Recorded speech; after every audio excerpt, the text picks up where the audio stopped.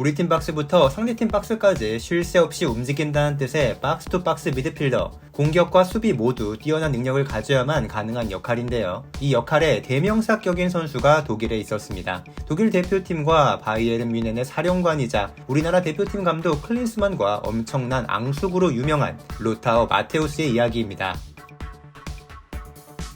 마테우스는 1961년 독일의 에를랑겐에서 태어났습니다. 마테우스는 아디다스와 푸마 본사가 위치한 헤르초게 나우라흐라는 지역에서 자랐는데요. 아버지는 푸마 공장에서 일하는 노동자였고 아버지의 능력을 닮은 마테우스는 5살 때 축구화를 직접 만들 줄 알았다고 합니다. 9살이 된 해 마테우스는 아마추어 팀인 FC 헤르초게 나우라흐 유스팀에 들어가 선수 생활을 시작했고 동시에 실내 건축가가 되기 위한 훈련도 병행했다고 하죠. 하지만 건축가의 길을 걷기에 마테우스의 축구 재능은 너무나도 뛰어났습니다. 8년간의 훈련 끝에 성인팀에 데뷔했고 아마추어 레벨이지만 한 시즌 동안 22경기에 출전, 20골을 몰아넣으며 엄청난 활약을 보였는데요.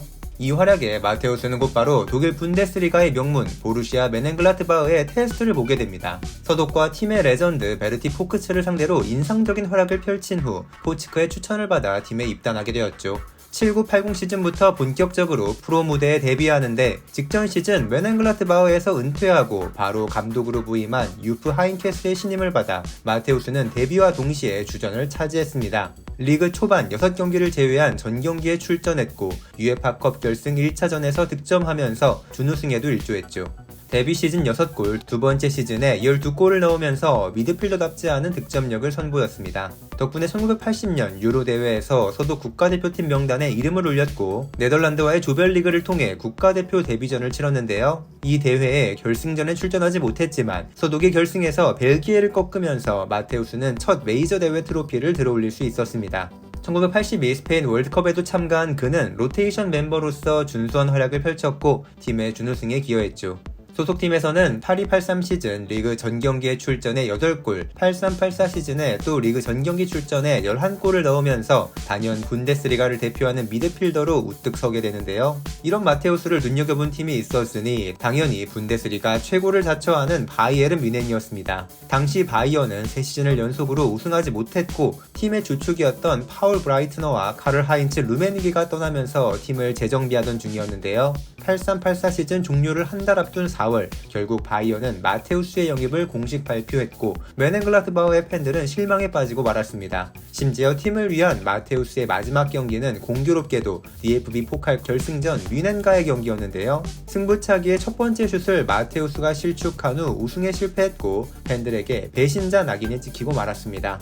좋지 않은 이별을 뒤로하고 마테우스는 바이언 유니폼을 입고 대활약을 이어갔는데요. 리그 33경기에 출전해 16골을 넣으며 자신의 첫 분데스리가 우승 트로피를 획득, 다음 시즌인 85-86 시즌엔 모든 대회 32경기, 12골 8개 도움으로 맹활약해 2시즌 연속 리그 우승, 포칼컵에서도 슈투트가르트를 꺾고 우승하며 더블을 달성했습니다. 최전성기를 보내고 있던 마테우스는 당연히 1986 멕시코 월드컵에 참가했고 프란츠 베켄바우어 감독의 선택을 받아 주축으로 활약하는데요. 대회 모든 경기를 출전했고 16강 모로코전에서는 결승골을 기록하는 등의 활약으로 팀을 결승까지 이끕니다. 결승에서 디에고 마라도나가 이끄는 아르헨티나를 만났는데 이전까지 플레이메이커 역할을 하던 마테우스는 마라도나의 마크맨 역할로 기용돼 수비에만 치중하는 모습을 보였고 먼저 2골을 실점해 끌려가게 됩니다. 서독은 뒤늦게 마테우스와 루디 펠러 등을 공격적으로 기용했고 동점까지 따라갔지만 결국 호르의 부르차가에게 결승골을 허용하고 패배하고 말았죠.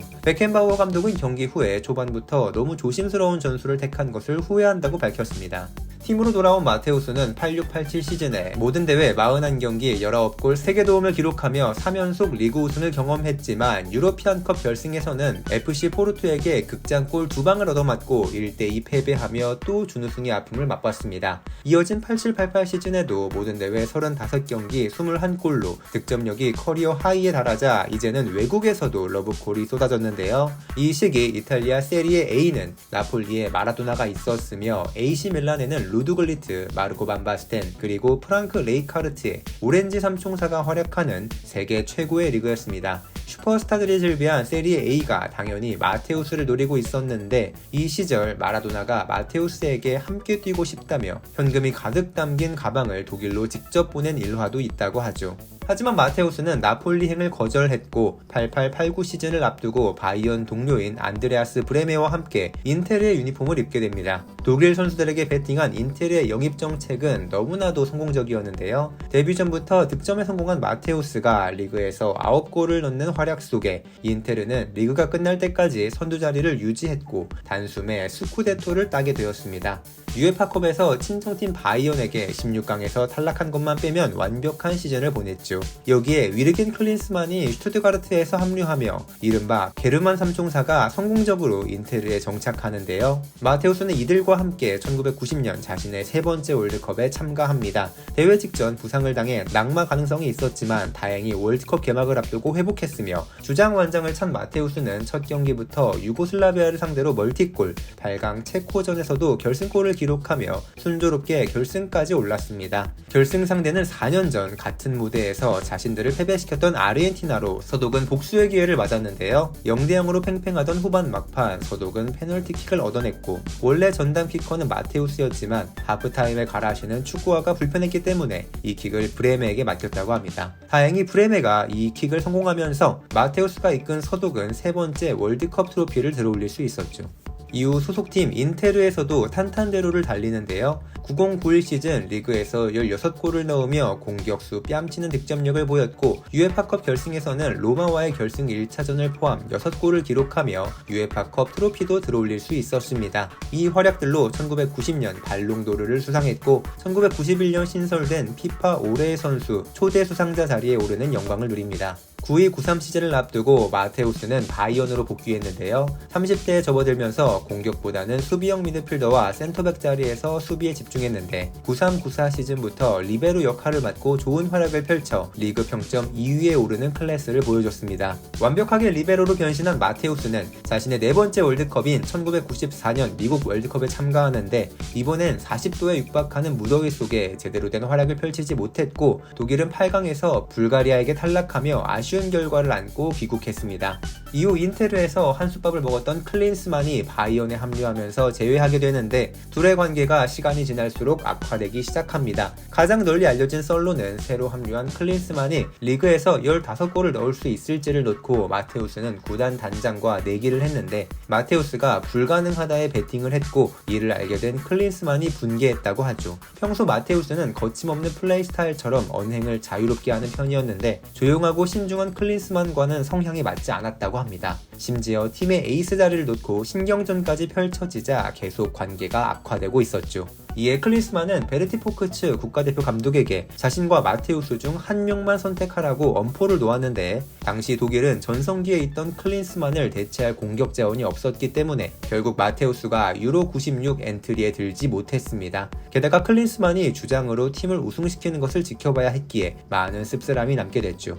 그렇게 마테우스는 한동안 대표팀에서 멀어졌는데 놀랍게도 98 프랑스 월드컵을 앞두고 전격 복귀하게 됩니다. 발롱도르까지 수상했던 센터백 마티아스 잠머가 부상으로 빠지자 대체자로 발탁된 것인데요. 82년 월드컵부터 98 프랑스 월드컵까지 무려 5회 연속 출전이라는 기록을 세우게 되는 순간이었죠. 지금이야 리오넬 메시, 크리스티아노 호날두, 지안루이지 부폰 등이 같은 기록을 갖게 됐지만 90년대까지는 역사상 오직 마테우스만이 갖고 있는 대기록이었습니다. 앙수 클린스만이 주장을 맡고 있는 대표팀에 노장 마테우스가 합류한 상황, 월드컵 개막 직전까지 팀 조직력에 대한 걱정이 하늘을 찔렀는데요. 그래도 월드컵이 시작되었고 독일은 공격에서 올리버 비어호프와 클린스만, 수비에서는 마테우스가 활약하자 8강까지 순항했습니다. 하지만 결국 대회 3위를 차지하는 돌풍의 팀 크로아티아에게 0대3 패배하며 이변의 희생양이 되고 말았죠.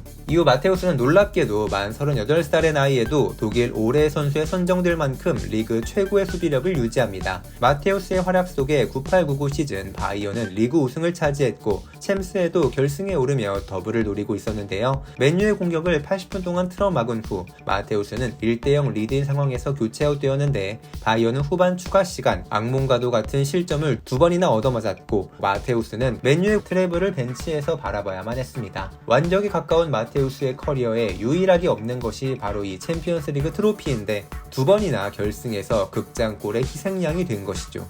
한편 여전히 국가대표로 뛰고 있는 마테우스는 1년 후 유로 2000에도 참가하는데요. 39살의 마테우스가 여전히 주전이라는 것은 그가 뛰어난 기량을 가진 것도 있었지만 독일의 세대 교체가 잘 안되고 있다는 뜻이기도 했습니다. 마테우스의 스위퍼 기용을 놓고 수석 코치인 올리 슈틸리케가 에리 리베크 감독과 갈등을 겪은 후 사직하기도 했죠. 리베크 감독은 마테우스 기용을 강행했지만 독일은 단 1승도 거두지 못하고 라이벌 잉글랜드에게 32년 만에 패배하는 굴욕을 맛보면서 대회를 마감합니다.